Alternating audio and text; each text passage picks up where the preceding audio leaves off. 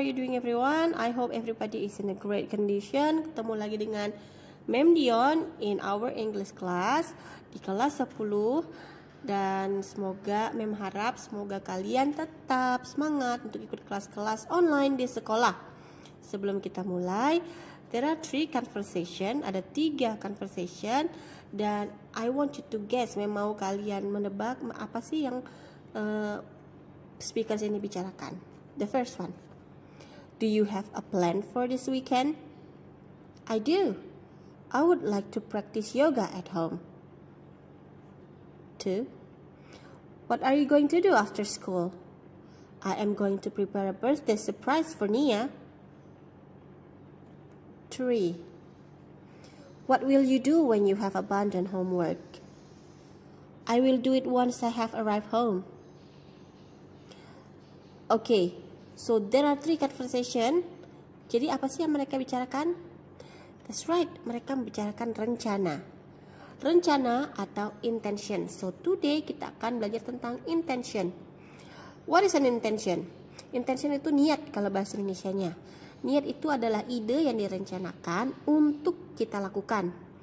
Sebuah rencana adalah tindakan untuk melakukan sesuatu yang dipertimbangkan dan dipikirkan sebelumnya.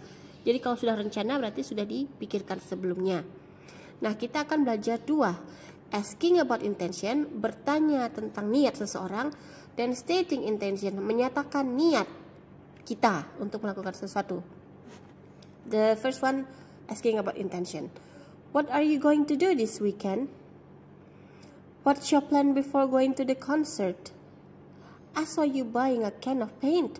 Do you intend to paint your house wall? What is your plan after school? Sekarang stating intention, menyatakan rencana. I am going to meet my new friends. I'm going to practice playing guitar. Yes, I plan to repaint my wall, since it already looks dull. I am going to edit my video before uploading it tonight. Nah, menanyakan niat untuk melakukan sesuatu dan menyatakan niat untuk sesuatu adalah yang akan kita pelajari hari ini.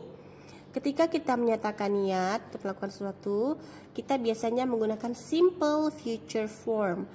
Nah, apa itu simple future form? Pertama, kita akan bahas kegunaannya.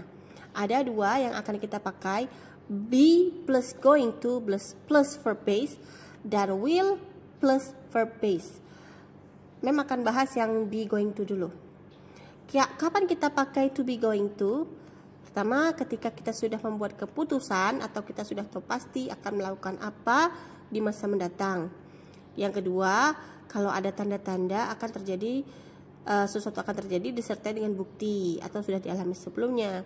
Yang ketiga, going to digunakan untuk hal yang lebih terencana dan untuk sesuatu yang terjadi dalam hitungan singkat. Sedangkan will plus verb base itu kita pakai ketika kita memutuskan sesuatu secara spontan atau rapid decision. Kedua, ketika kita percaya dengan ramalan atau prediksi, ketika ada prediksi atau mau memprediksi sesuatu. Dan yang ketiga, kita membuat tawaran atau janji. Jadi itu bedanya ya. Be going to kita pakai waktu saat kita sudah merencanakan sesuatu dengan matang. Will itu untuk yang prediksi, spontanitas. Nah, ini dia patternnya, ini dia bagaimana cara kita pakai dia di dalam kalimat. Ada 3 tipe kalimat, positive, negative, and interrogative. Yang positif contohnya, students are going to attend the concert. Yang negatif, I am not going to attend the concert. Interrogative, is he going to attend the concert? Ingat, ketika kita membuat negatif, harus ditambahin not di belakang to be. Kalau mau bikin question, kita harus taruh to be-nya di depan sebelum subjek. To be-nya apa aja? To be-nya ada 3, am, is, are. Am itu untuk I, is untuk he, she, it, dan are untuk you, we, dan they.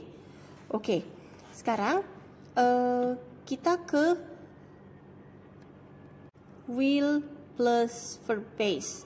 Ada 3 contoh kalimat juga, positif, negatif, dan interrogatif.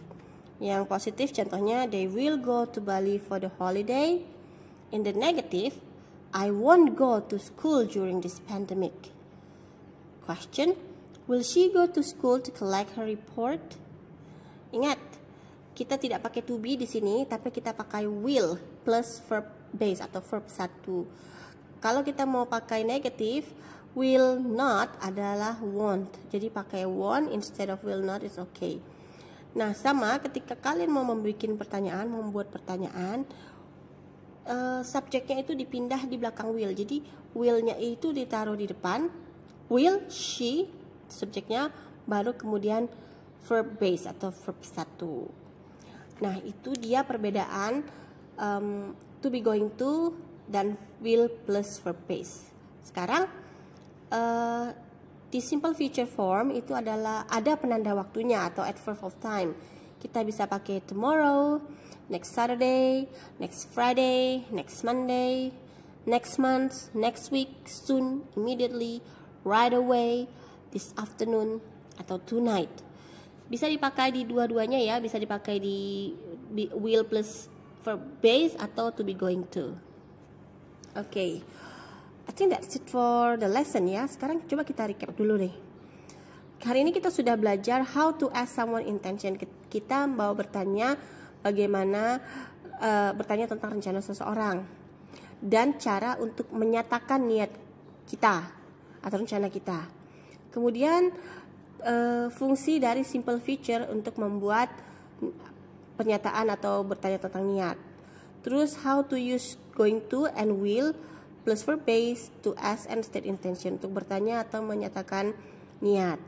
Kemudian kita juga belajar tentang adverb di simple future. Okay, I guess that's all ya. I hope everybody understand about it. And that's it for today. Thank you for participating.